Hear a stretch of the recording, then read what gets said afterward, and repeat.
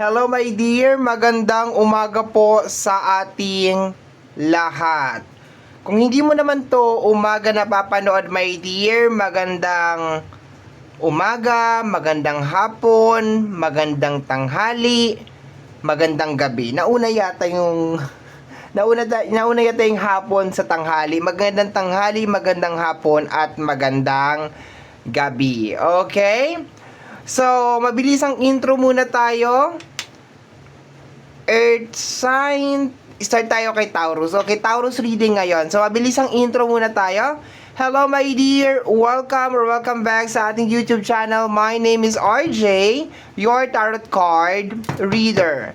At ang gagawin po natin ngayon is yung ating daily reading para po ito sa araw ng July 1, 2026. Okay, dahil July 1 na, mag-cleansing muna tayo.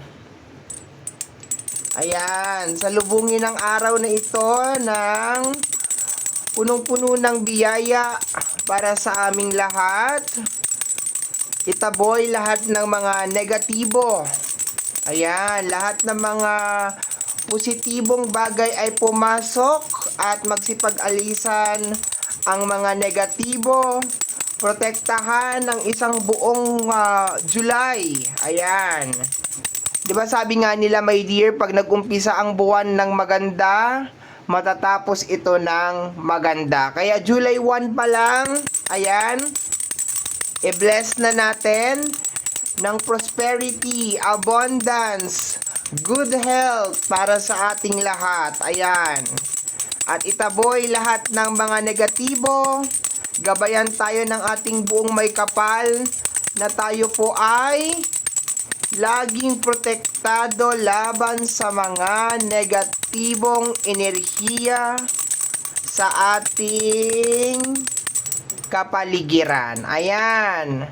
Okay. Siyempre, i-welcome natin ang buwan ng punong-puno ng positive na energy. Yan ha.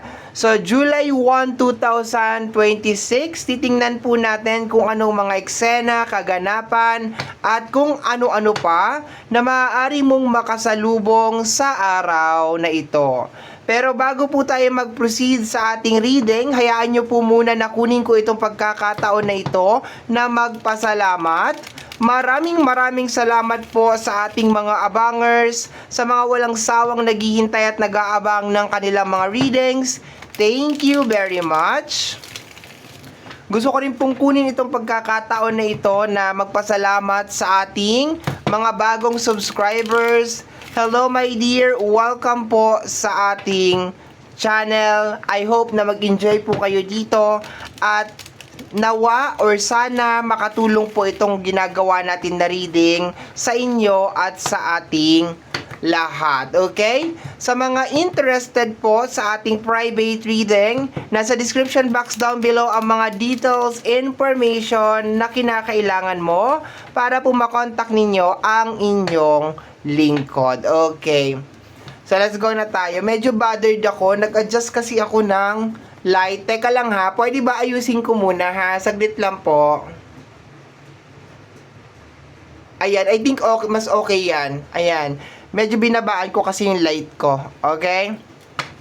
So, let's go na tayo, my dear Taurus. July 1, 2026. Tingnan natin kung ano meron sa araw na ito. July 1, 2026. Okay, 8 cards tayo in total. Meron tayong base card at saka clarification. So, in short, pares-pares. Okay, the 6 of Pentacles, my dear. Yan ang first card mo. Okay, 6 of Pentacles. Okay. Bothered talaga ako sa ilaw natin. Pero sige, mamaya ako na i-adjust yan.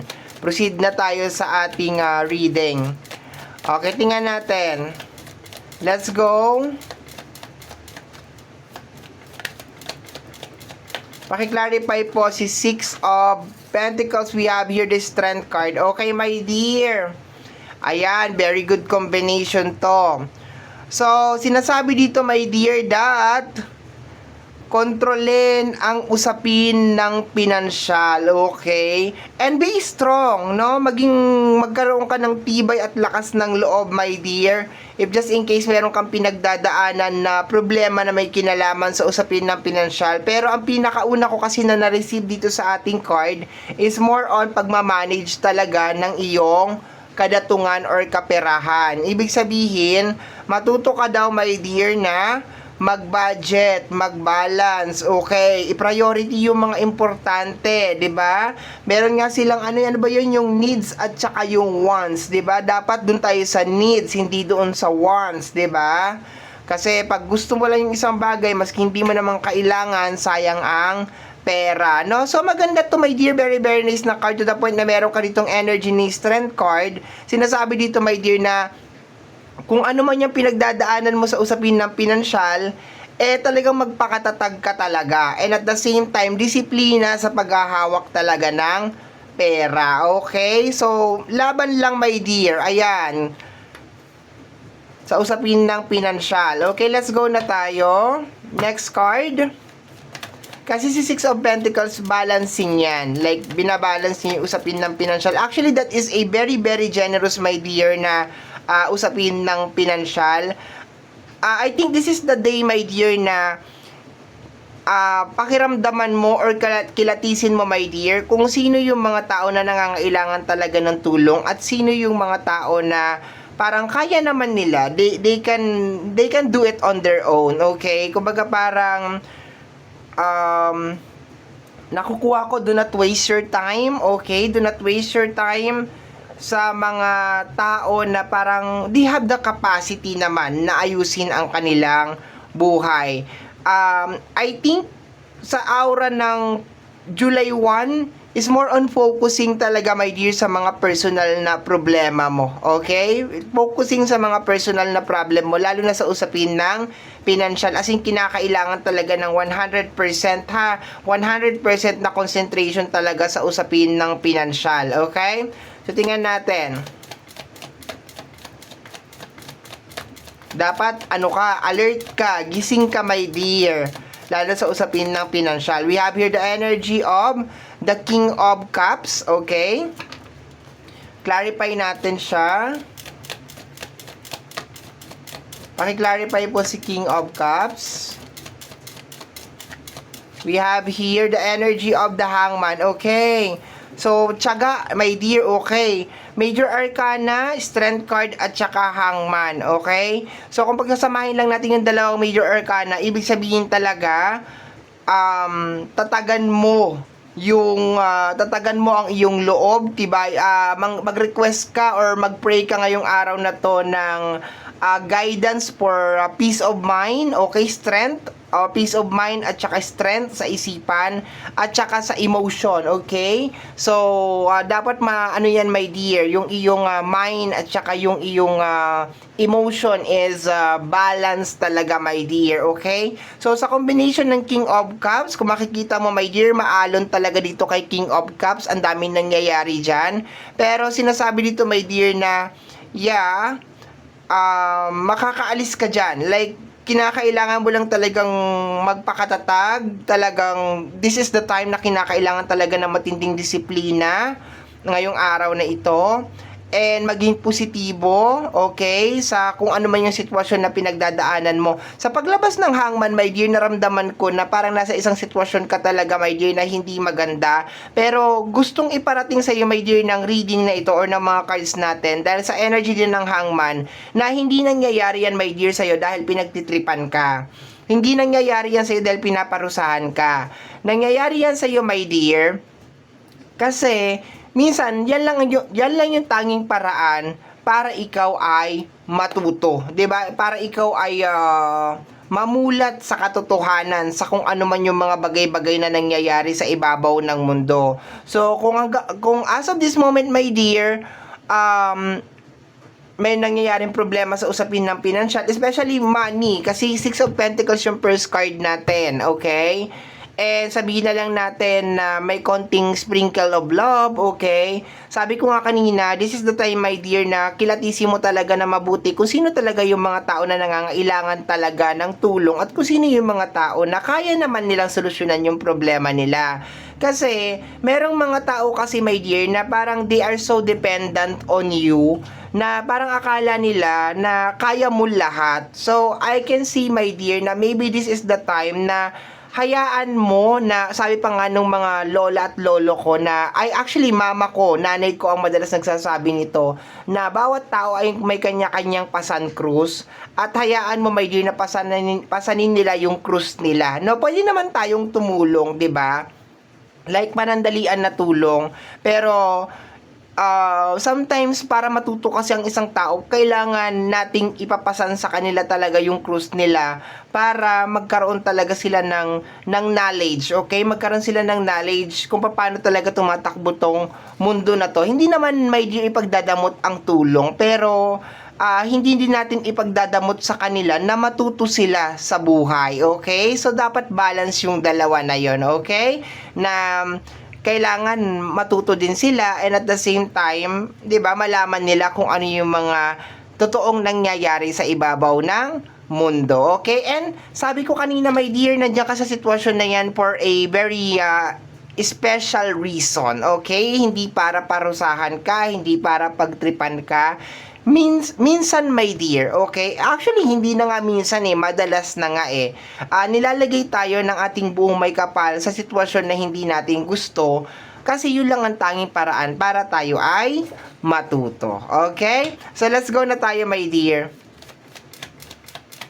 So, meron kang King of Cups. So, supposed to be, i-embody mo yan, yung character ni King of Cups na matyaga, maunawain, yung mga ganon. Lalo na may dear sa sitwasyon na kinabibilangan mo kasi hangman. Okay, so, ibig sabihin na sa sitwasyon ka na hindi mo gusto, so dapat you need to have this. Sabi ko nga, idasal mo ngayon, July 1, by the time na napapanood mo ito, na basbasan ka or bigyan ka, my dear, ng linaw ng kaisipan at katatagan ng isipan. Ganon din, my dear, sa usapin ng emosyon. Okay, so magkaroon ka ng malawak na pangunawa sa mga bagay-bagay, lalong-lalo na, my dear, sa sitwasyon na kinabibilangan mo. Okay?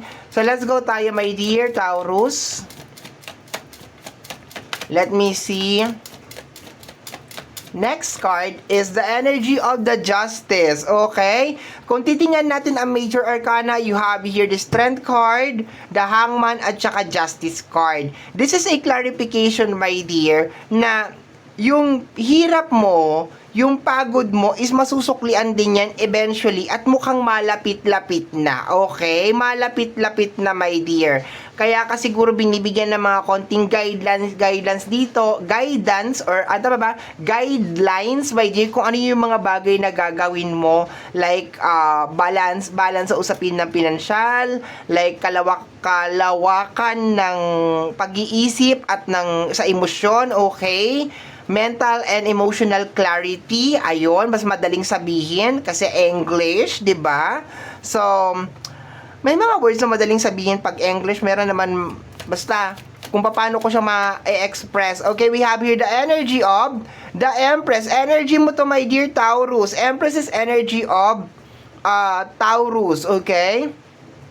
So, I can feel, my dear, na yes, malapit-lapit ka na dun sa gusto mong mangyari. Pero hindi pa talaga siya ngayong July 1 mangyayari. Ngayong July 1, this is the time, my dear, na dapat maging consistent ka, okay?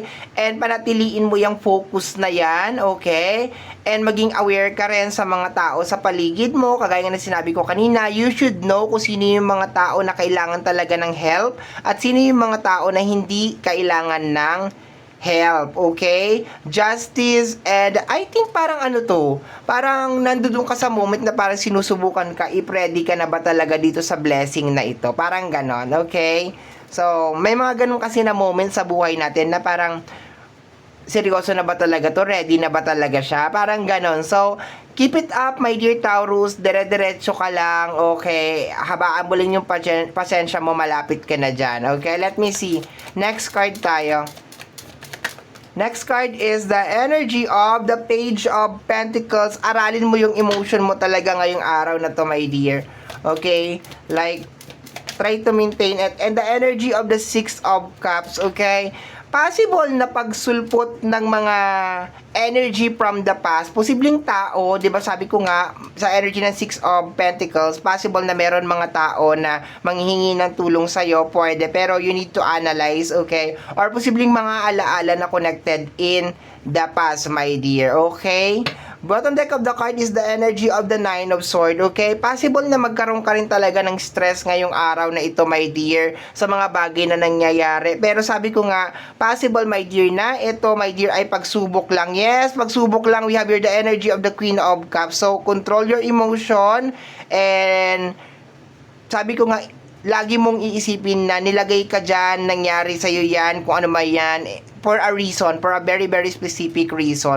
Minsan, kailangan natin magdaan sa isang hindi kaaya-aya na sitwasyon, my dear, para tayo ay matuto at mamulat sa katotohanan. Okay? So, my dear, yan po ang nasagap natin na message energy para sa araw na ito, July 1, 2026. Kagaya po ng lagi kong nasasabi or nasasambit, ang tanging hiling at dasal ko lamang po sa ating buong may kapal na ang mga readings na ginagawa ko ay nakakatulong po sana sa ating lahat.